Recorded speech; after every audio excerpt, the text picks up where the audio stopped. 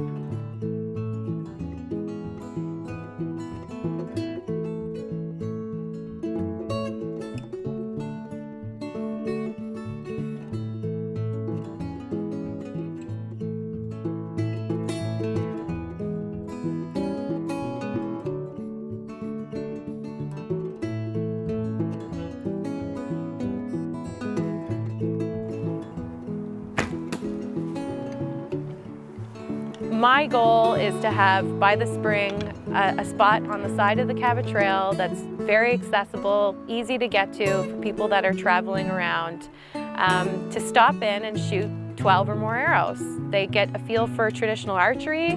They understand that this is a recurve bow. They understand the differences between different types of bows and how to shoot, how to be safe. And they get to experience a few different types of targets, and then they can get in their car and continue on.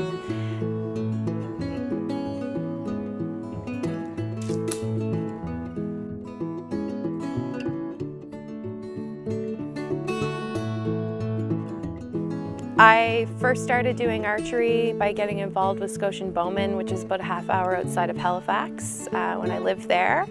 And I had great mentors that had done the sport for 25 years or more, and were willing to help me learn. And since then, it's kind of just on your own practicing, and I practice because it's a good way to tackle anxiety. It's a good way to calm down and be patient, and patience is always a thing I've been trying to learn. So I found archery helped me a lot with that. I live in this cabin the warmer months of the year, about 7 to 8 months of the year. I've been living this way for the last 2 years and had a cabin previous to this. It was a lot smaller and had no electricity and no water. I have no water here, but I do have electricity, so I'm feeling like I live in a palace. I live in the first leg of the Cabot Trail if you were to take the exit near the Gaelic College, and that's just after Bedeck. I live in St. Anne's Bay. In front of us here is the ocean, and around the other side of the mountain would be Englishtown, the Englishtown Ferry. If someone were to ask me what I do, I would have to say about 15 different things. I think anybody that lives out here would have to say that. You kind of have to be somebody who has your hand in a lot of different pots to live out here. You have to be diverse. I worked on that a lot when I was going through my 20s because I wanted to have skills that you could do from a computer or you could do on your own a little bit easier.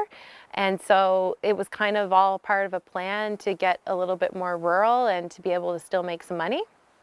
But also just being flexible is a big part of that.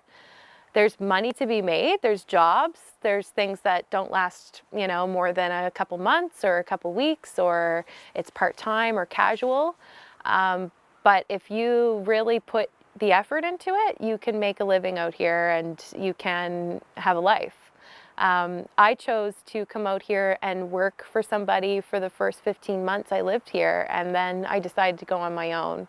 So that being said, I'm not fully doing what I do, which is graphic design. I do a little bit of consulting. I work with bees. I do some cleaning. I've worked in a cafe. I take care of people's properties and their farm animals. What else do I do? Basically, if anything were to come up and I'm available and I can make it happen, that's kind of how I live. But for the most part, I'm I do graphic design and marketing consultation. I live out here because I feel free. I don't feel free in a city. I feel regulated and observed and anxious.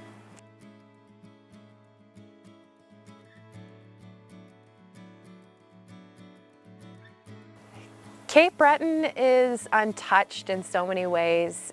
I mean, there's an undescribable energy that exists here, that when you see other people, they come from all different places and they see it too and they feel it too. And that's kind of the most legitimate conversation I've ever had with anybody about it. Is it's so great here, you know, the energy. And they're like, yeah, it's really hard to describe. But what I find to be so great about it is that it's complete untouched wilderness. I drive for 15 minutes and sometimes see nobody, but I can still do pretty normal things, go to the grocery store, go shopping, have a little business. And I think the other really unique thing about it is the fact that we have a tourism-based industry that's just exploding right now. The Cabot Trail is internationally renowned. People are recognizing that this is an amazing place to be. And I feel so lucky because I get access to all this. So I almost feel like I'm living a little secret. I'm living the secret. Like I have the secret inside that I just chose to live here, and everything is so beautiful and fun and exciting, and I feel free and I feel great every day. And I look at everybody else and I don't think they feel that same way about what's around them.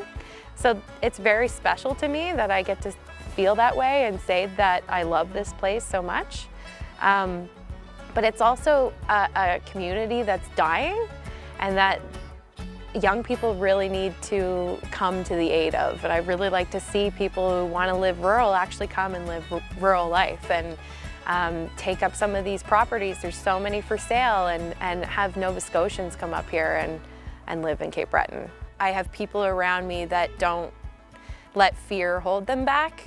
They're happy to live life the way they want, and it's encouraging and inspiring. I'm grateful to have a community like that. I found that when I lived in the city, it was kind of meek, and the way that people looked at things was a little like things weren't possible. But I find out here, I feel like anything's possible.